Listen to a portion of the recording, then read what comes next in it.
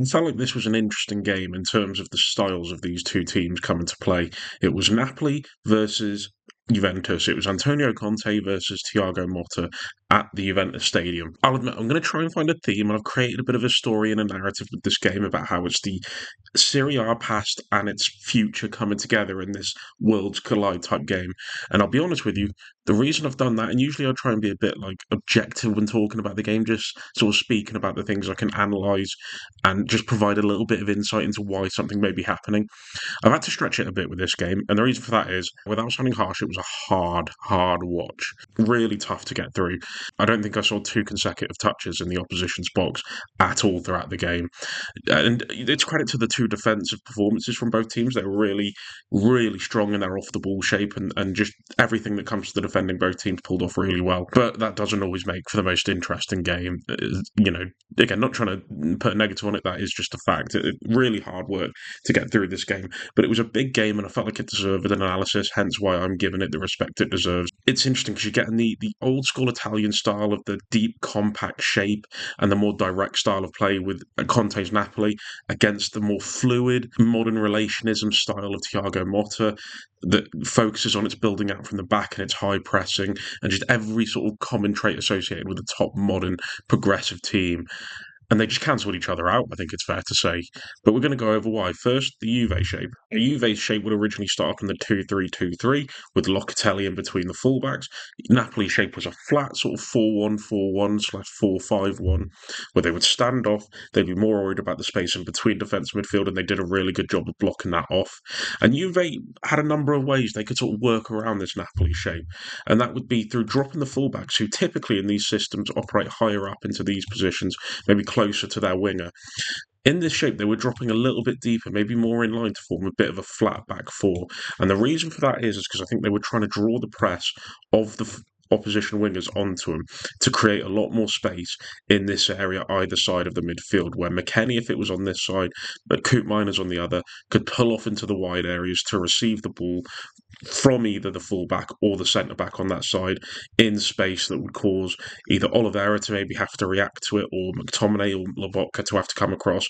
And then this gave the invitation for the wide player to move inside and to find any space that's been caused as a result of the players moving out of position. And then Juve could get into position where they could use their fluidity to really good effect and start playing through the thirds. But again, with the compactness in between the lines, Napoli responded well. So Juve couldn't always get the best chances from this area.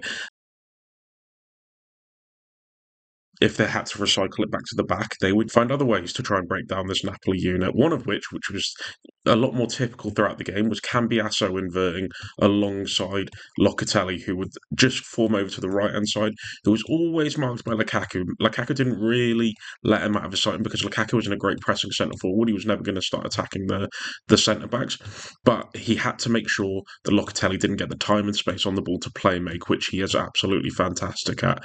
And then this is where the shape of Napoli really took shape, pardon the pun, and that would be through the ball from, say, Kalulu went over to Savona on this side, who would tuck in. Then McTominay would come up to press with Lobotka moving up into the midfield, Kvaratskhelia moving into this position. And the reason for that is because McTominay could press him, not allowing time on the ball to play it forward. Lobotka and Kvaratskelia's positioning could block that pass from going into Gonzalez or McKennie in the half space. That could really hurt Napoli. That player getting time and space on the ball is a killer for most teams. And it still gave the luxury of Kvaratskhelia still potentially blocking the passing lane out to Gonzalez, or Oliveira could come out and press him high up, that allowed Kvaratskhelia to sort of be more responsible for that half space. If the ball then was recycled over to the opposite side, as it was, McTominay would drop back into the midfield. Lobotka would then move across to allow Anguissa to press on the opposite side, and the same would happen again. So good hard work and good discipline from Napoli to prevent that from opening up. And you've got to credit just that structure in place. And Lobotka, I thought, did a fantastic job all throughout the game. Managed his distances brilliantly, engaged when he needed to, and was clearly leading that entire shape. Just, it felt like he was pulling both Anguissa and McTominay on a bit of stringer points. There were times where Lukaku got drawn onto pressing the centre-back, whether he thought there was a bad touch that was worth a go, then he would go to engage, and Lobotka would be very aware of this, and he would be ready to jump and press Locatelli, because they couldn't allow Locatelli to get time and space to control the tempo of this game.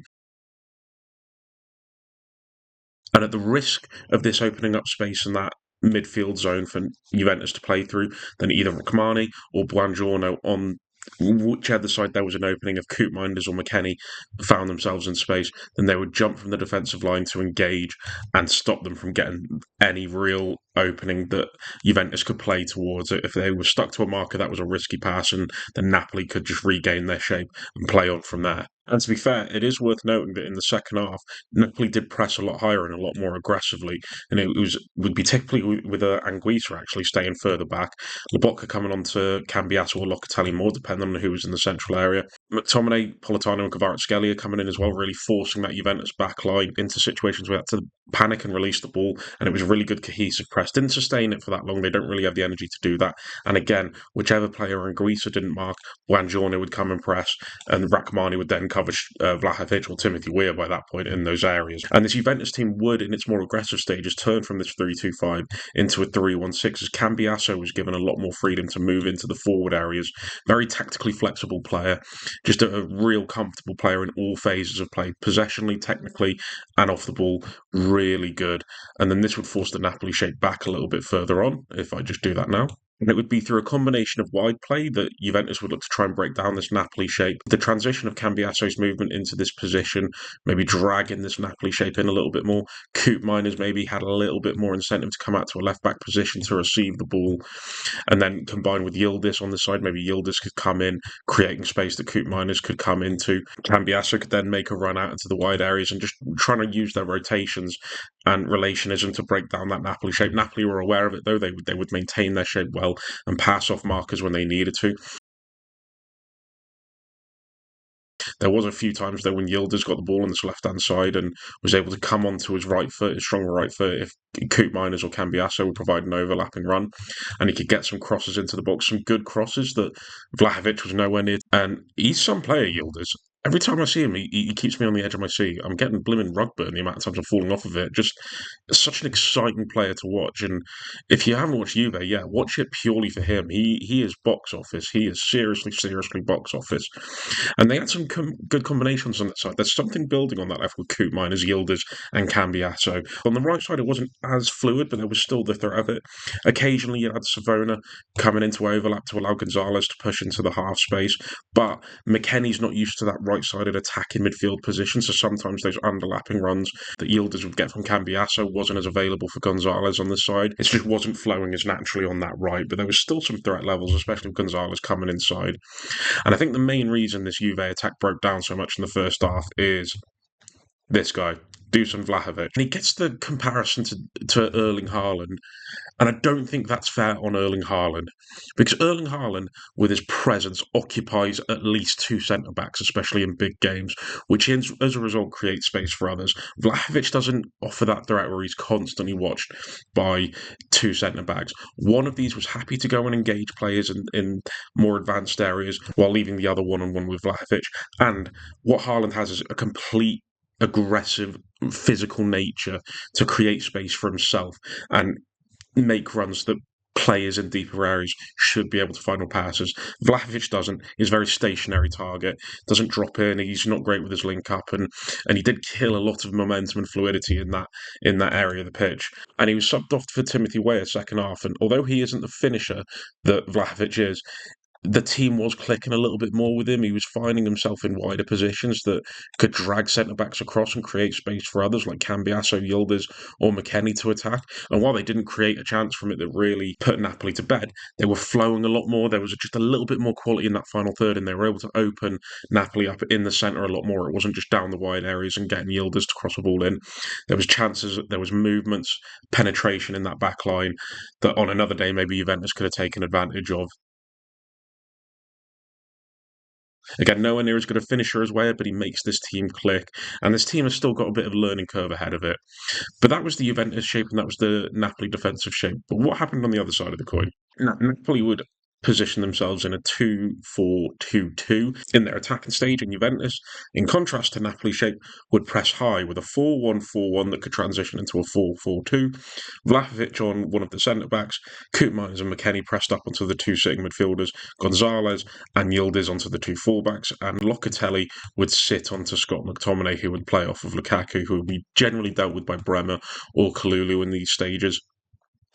Cambiasso and Savona would come in narrow to Kvaratskhelia and Politano, who would sit in very narrow. The width in this Napoli side was created purely by the fullbacks, and they would get forward as the play progressed.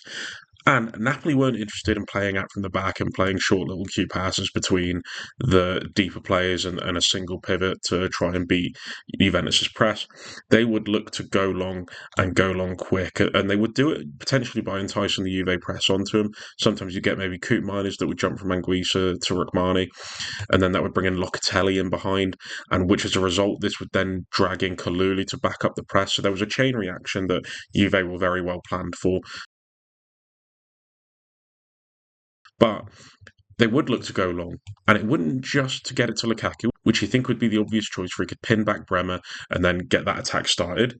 It was to get it to this guy, Scott McTominay. Now, Scott McTominay had a game I've never seen him ever have in a Manchester United shirt. Honestly, Scott, as a United fan, take us back. That was wonderful. Watching you play, you are made for the Italian league. And I hope to God you produce that kind of performance consistently and you get the love from Napoli fans that you should have always really been getting from us.